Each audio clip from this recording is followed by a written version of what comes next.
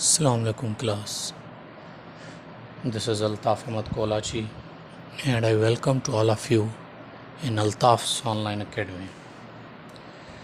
Yesterday we completed the second part of speech, which was pronoun along with its kinds.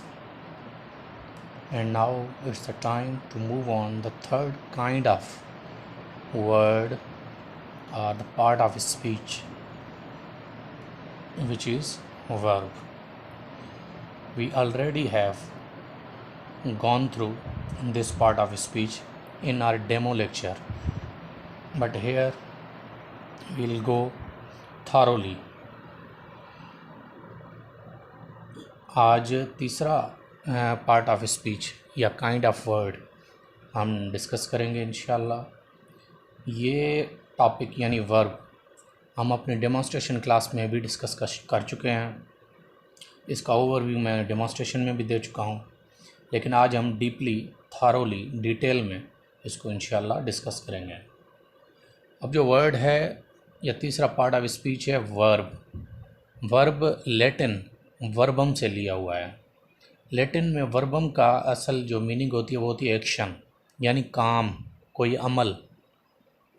अब verb करता क्या है या verb दिखाता क्या है? Verb it shows action. Verb सबसे पहले क्या दिखाता है? एक्शन, यानी कोई काम।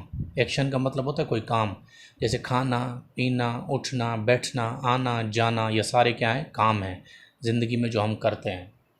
दूसरा वर्ब क्या दिखाता है? स्टेटस। पहला क्या दिखाता है? एक्शन। अब दूसरे पे जो वर्ब है वो क्या दिखाता है? स्टेटस। अब स्टेटस का मतलब क्या होता है? स्टेटस का मतलब होता है पोजीशन। हम कहते हैं ना सोशल स्टेटस या सोशल पोजीशन।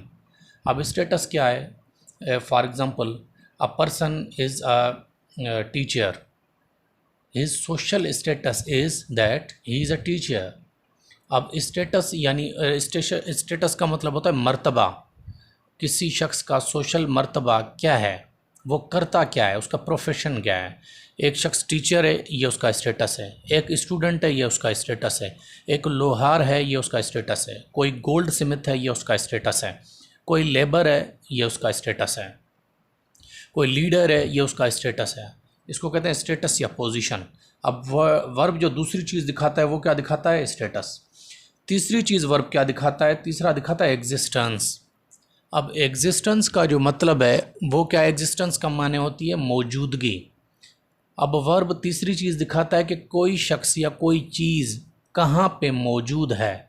मिसाल के तौर पर मैं अगर कहता हूँ आई एम इन कराची, तो यहाँ पर एम, आई एम वर्ब है जो एम दिखा रहा है कि मैं इस वक्त कहाँ पे मौजूद हूँ। या मैं कहता हूँ कि I am in my classroom, मैं क्लासरूम में हूँ, तो यहाँ पर एम यानी हूँ वर्ब क्या दिखा रहा है? मेरा एग्जिस्टेंस दिखा रहा है कि मैं कहाँ पर हूँ। अच्छा, उसके बाद वर्ब जो है आखिरी चीज़ वो क्या दिखाता है? पोजेशन। अब पोजेशन की माने होती है मिल्कियत। कोई चीज़ आपके कैप्चर में होना, कब्ज़े में होना, आपकी मिल्कियत में होना, ये भी वर्ब दिखाता है। अब ये कैसे दिखाता है? For example I have a pen, मेरे पास एक पेन है। अब यहाँ पर वर्ब हैव, आई हैव जो है वो हैव वर्ब ना तो कोई एक्शन दिखा रहा है, ना तो कोई स्टेटस दिखा रहा है, ना तो कोई एग्जिस्टेंस दिखा रहा है। हैव वर्ब क्या दिखा रहा है? पोजीशन। मेरे पास कोई चीज़ है वो दिखा रहा है। आई हैव अ पेन, मेरे पास एक पेन है, ये पोजीशन दिखा रहा है। वर्ब ये चार काम करता है।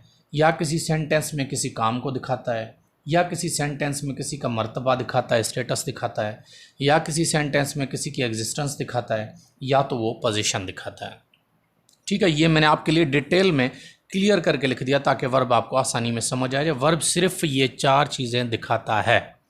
अच्छा, वर्ब की दूसरी डेफिनेशन जो हमने डेमोन्स्ट्रेशन क्लास में लिखी थी, ये मैंने आपके लिए इसलिए ऐड कर दिया कि ये आपको तब भी समझाई थी, अब भी समझाऊं ताकि आपको ये चारों चीज़ें मज़ीद वाज़ेह हो जाएं।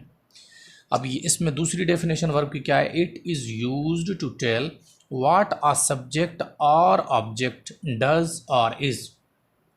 इसमें बताया ये गया कि वर्ब क्या करता है? इट इज़ यूज्ड, ये इस्तेमाल किया जाता है टू टेल, ये बताने के लिए कि what a subject or object does or is, कि उस सेंटेंस में कोई सब्जेक्ट क्या कर रहा है, डज माने क्या कर रहा है, या इज माने वो है क्या।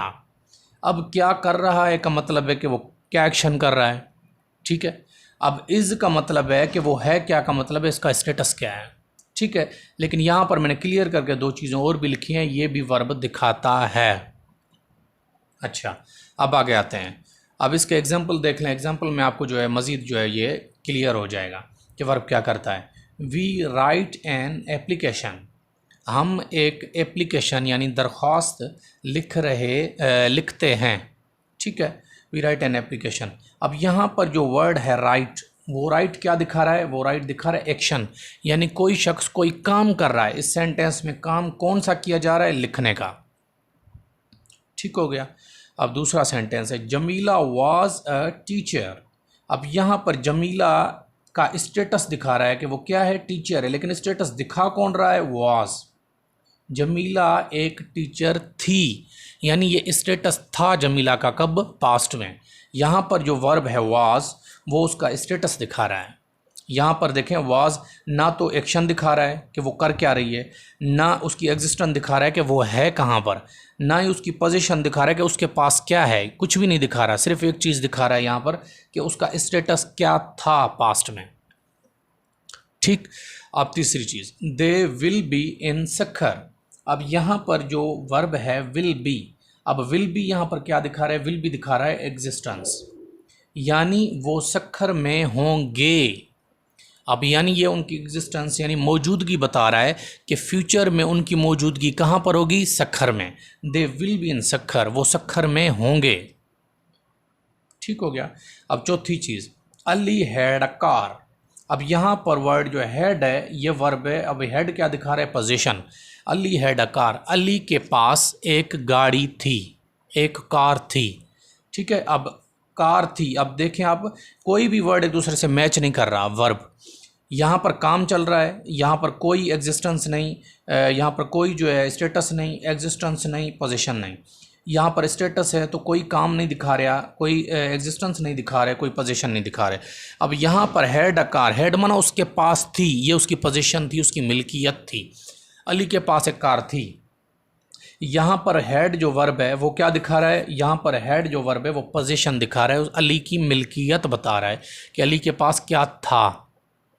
तो वर्ब क्या करता है, ये चार चीज़ें दिखाता है। किसकी दिखाता है, या तो किसी सब्जेक्ट की बताएगा, या तो किसी ऑब्जेक्ट की बताएगा, ठीक है। तो समझ आ गया होगा आपको वर्ब। अब यहाँ पर जो एक काबिल ज़िक्र बात है, याद करने वाली बात है, वो क्या है कि वर्ब क्या है, the most important part of a sentence is verb. ये मैं आपको डेमो क्लासेस में भी बता चुका हूँ कि सेंटेंस का सबसे इम्पॉर्टेंट हिस्सा, सबसे इम्पॉर्टेंट हिस्सा जो होता है वो क्या होता है, वो वर्ब। एक सेंटेंस के टोटल कितने हिस्से होते हैं, ये हम पार्ट्स ऑफ स्पीच में पढ़ेंगे, वो सॉरी पार्ट्स ऑफ सेंटेंस में पढ़ेंगे। ये पार्ट्स ऑफ स्पीच के बाद वो सिलेबस में मैंने तरतीब में लिखा हुआ है कि फॉर्म्स ऑफ सेंटेंस भी हम पढ़ेंगे, पार्ट्स ऑफ सेंटेंस भी हम पढ़ेंगे, और काइंड्स ऑफ सेंटेंस भी पढ़ेंगे। तो वह सेंटेंस के कितने हिस्से होते हैं वो हम पार्ट्स ऑफ सेंटेंस में पढ़ेंगे। उसमें भी आप यही चीज़ पढ़ेंगे कि सेंटेंस के सब हिस्सों में से सबसे important, the most integral part, सबसे इम्पॉर्टेंट जो हिस्सा सेंटेंस का होता है वो कौन सा होता है, वो वर्ब होता है। वर्ब के अलावा आप दुनिया का कोई जुमला बना ही नहीं सकते। या तो वर्ब एक्शन दिखा रहा होगा, या स्टेटस दिखा रहा होगा, या एग्जिस्टेंस दिखा रहा होगा, या पोजीशन दिखा रहा होगा। आप अंदाज़ा लगाएं, अगर इसमें से मैं राइट को निकाल दूं, वी से राइट को निकाल दूं, वी एन एप्लीकेशन, क्या कोई सेंस बन रहा है, नहीं बनेगा। अच्छा, इसमें मैं अगर वाज को निकाल दूं, जमीला आ टीचर, अब इससे कोई सेंस बन रहा है कि जमीला टीचर थी, या जमीला टीचर से बात कर रही है, या जमीला टीचर को देख रही है, या क्या कर रही है, कोई सेंस बन रहा है। अगर वर्ब को निकाल दें सेंस ही नहीं बनेगा। यहाँ से विल बी को निकाल दें, दे इन सखर, वो सखर में क्या कर रहे हैं, मौजूद हैं, आ रहे हैं, जा रहे हैं, खेल रहे हैं, कुछ खरीद कर रहे हैं, सेल कर रहे हैं, कुछ भी पता नहीं लग रहा। इसमें से अगर हेड को निकाल दें, अली अकार, अब अली कार के साथ कर क्या रहा है, कार खरीद कर रहा है, सेल कर रहा है, खोल रहा है, कार को बंद कर रहा है, कार चला रहा है, या अली के पास कार थी, कार है, क्या है, कोई कंफर्म नहीं। अगर वर्ब को निकाल देंगे तो सेंटेंस का सेंस ही ख़त्म हो जाएगा। यानी we can not make even a single sentence of the world of the English language without a verb. हम किसी भी लैंग्वेज में वर्ब के बगैर कोई जुमला नहीं बना सकते। ठीक हो गया। अब आगे चलते हैं। अब आगे आज हम पढ़ेंगे जो है वो kinds of words, kinds of verbs. ठीक है। अब काइंड्स ऑफ वर्ब्स में अब वर्ब के इकसाम में सबसे पहला किस्म जो है वो किसका है, वो है ट्रांजिटिव वर्ब। अब ट्रांजिटिव वर्ब यानी फ़ेल मुतअद्दी, इसको कहते हैं फ़ेल मारूफ। ठीक है ना। Transitive verb that has object after it, वो वर्ब जिसके बाद ऑब्जेक्ट लगा हुआ हो उसको कहते हैं ट्रांजिटिव वर्ब।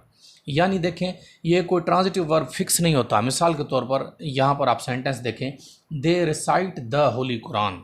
अब यहाँ पर आप देख रहे हैं कि यहाँ पर वर्ब लगा हुआ है और वर्ब के बाद यहाँ पर ऑब्जेक्ट लगा हुआ है। वो वर्ब जिसके बाद सेंटेंस में ऑब्जेक्ट लगा हुआ हो वो वर्ब क्या कहलाता है, वो वर्ब ट्रांजिटिव वर्ब कहलाता है। ठीक है। अब इसका उलट ले लें, इनट्रांजिटिव वर्ब। अब जब ट्रांजिटिव के में वर्ब के बाद ऑब्जेक्ट होता है तो इसका उलट क्या होगा, यानी that does not have object after it, वो वर्ब जिसके बाद ऑब्जेक्ट ना हो। अब मैंने सेम ही सेंटेंस लिखा है ताकि आपको समझने में आसानी हो। अब ये देखें, दे रिसाइट। अब यहाँ पर फ़र्क क्या था, हमने ऑब्जेक्ट डाल दिया था द होली कुरान, यहाँ पर मैंने ऑब्जेक्ट निकाल दिया। अब जब ऑब्जेक्ट सेंटेंस में वर्ब के बाद ना हो तो उस वर्ब को हम क्या कहते हैं, उसको कहते हैं इंट्रांजिटिव वर्ब। अगर इसी वर्ब के बाद मैं दोबारा से ये ऑब्जेक्ट डाल दूँ तो ये इंट्रांजिटिव वर्ब से कन्वर्ट हो जाएगा, ट्रांजिटिव वर्ब बन जाएगा। अगर इस ट्रांजिटिव वर्ब के पीछे से मैं ऑब्जेक्ट निकाल दूं तो ये क्या बन जाएगा, ये इंट्रांजिटिव वर्ब बन जाएगा। अब देखें, यहाँ पर भी वर्ब सेम है, यहाँ पर भी वर्ब सेम है, लेकिन मैटर क्या चीज़ करती है, ऑब्जेक्ट। अगर तो वर्ब के बाद ऑब्जेक्ट है तो वो वर्ब ट्रांजिटिव वर्ब, अगर तो वर्ब के बाद ऑब्जेक्ट नहीं है तो वो वर्ब इंट्रांजिटिव वर्ब कहलाता है। ठीक हो गया। अच्छा, अब आखिरी जो वर्ब का किस्म है वो क्या है, ऑक्सिलरी वर्ब। अब ऑक्सिलरी वर्ब का मतलब होता है हेल्पिंग वर्ब। अब इंग्लिश लैंग्वेज में जितने भी टेंसेस हैं उन सब टेंसेस की एक इंग्लिश में हेल्पिंग वर्ब या सिंबल होती है। ठीक है। अब उनमें मॉडल वर्ब्स भी आ जाते हैं। मॉडल वर्ब्स किनको कहते हैं, may, might, can, could, should, would, ये सारे क्या कहलाते हैं, ये मॉडल वर्ब्स कहलाते हैं। लेकिन वो मॉडल वर्ब्स, हेल्पिंग वर्ब्स, ये सारे जो वर्ब्स हैं वो किस में काउंट होते हैं, ऑक्सिलरी वर्ब्स में। ठीक है। अब ऑक्सिलरी वर्ब क्या है, it is also called helping verb.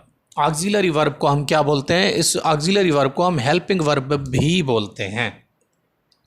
ठीक है। अब यहाँ पर आप सेंटेंस में देखें, यू आर प्लेइंग क्रिकेट। अब ये देखें, एक तो है प्लेइंग, ये है action verb, A for not auxiliary, A for action verb. अब ये एक्शन वर्ब है। ठीक है। अब इसको हेल्पिंग वर्ब या ऑक्सिलरी वर्ब क्यों बुलाया जाता है, क्योंकि ये सेंटेंस में दूसरे वर्ब की मदद करता है। कैसे, अब देखें, यहाँ पर प्लेइंग ऑलरेडी लगा हुआ है, लेकिन ये जो वर्ब है आर, ये इस वर्ब की मदद करने के लिए इस्तेमाल हुआ है। यू आर प्लेइंग क्रिकेट, तुम क्रिकेट खेल रहे हो। ठीक है। तो यहाँ पर एक्शन वर्ब है, दूसरा हेल्पिंग वर्ब है या ऑक्सिलरी वर्ब इसको कहते हैं। वर्ब के आम मोटे अंदाज में अगर आपको समझाऊं तो दो किस्म के वर्ब होते हैं, एक एक्शन वर्ब होते हैं, दूसरे ऑक्सिलरी वर्ब्स होते हैं। अब ये जो आपने पीछे पढ़े ना, एग्जिस्टेंस जो दिखाते हैं, जो पोजीशन दिखाते हैं, जो स्टेटस दिखाते हैं, ये सारे ऑक्सिलरी वर्ब्स हैं। एक वर्ब एक्शन वर्ब होते हैं, play, come, go, out, open, close, sweep, weep, open, close, stand, sit, ये सारे क्या एक्शन वर्ब्स हैं, इनमें काम हो रहा है। दूसरे हैं auxiliary verb, is, am, are, was, were, shall, will, can, could, should, would, did, shall be, will be, have, has, had, may, might, ये सारे जो भी हैं ये सारे क्या हैं, ये ऑक्सिलरी वर्ब्स हैं। ठीक है। फिर ऑक्सिलरी वर्ब्स में अंदर जो आ जाते हैं वो मॉडल वर्ब्स भी आ जाते हैं, लेकिन मॉडल वर्ब्स अलग अलग से पढ़ने की इधर यहाँ इस स्टेज पर आपको ज़रूरत नहीं है। वो टेंसेस में जब हम आएंगे तो इंशाल्लाह वो चीज़ भी मैं आपको समझाऊंगा, वो चीज़ भी आपको पढ़ाऊंगा। तो आज का हमारा यही लेक्चर था वर्ब को लेकर। उम्मीद है आप सबको ये लेक्चर समझ में आ गया होगा। कोई क्वेश्चन हो, you are free to ask any type of query and इंशाल्लाह आई विल रिस्पॉन्स यू। अब तक का जो आप लोगों का रिज़ल्ट है या जो आप लोग फीडबैक दे रहे हैं वो बहुत अच्छा आ रहा है कि आप लोगों को बातें अच्छे से समझ में आ रही हैं। Very good. Keep it up. इंशाल्लाह ताला हम इसी तरीके से स्मूथली आगे चलते रहेंगे। Thank you very much.